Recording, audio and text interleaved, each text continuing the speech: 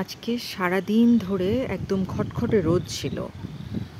হঠাৎ করে বিকেল ৫টা থেকে শুরু হলো বজ্রসহ বৃষ্টিপাত।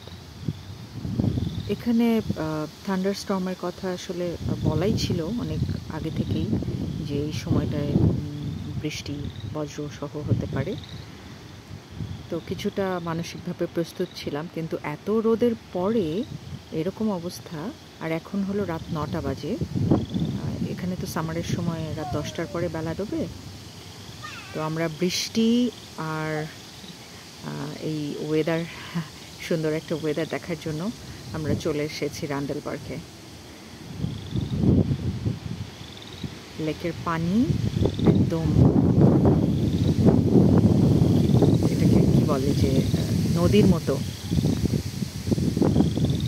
বাতাসের পানির মতো করছে।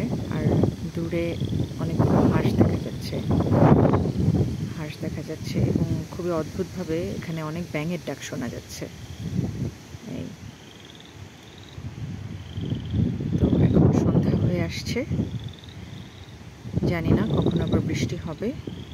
বেশ ঠান্ডা ঠান্ডা লাগছে, তাই ভাবছি যে এখন চলে যাওয়া যাক, বৃষ্টির জন্য আর অপেক্ষা না করি। যদি রাস্তায় যেতে যেতে বৃষ্টি হয় তো সেটা দেখে নিলাম। এই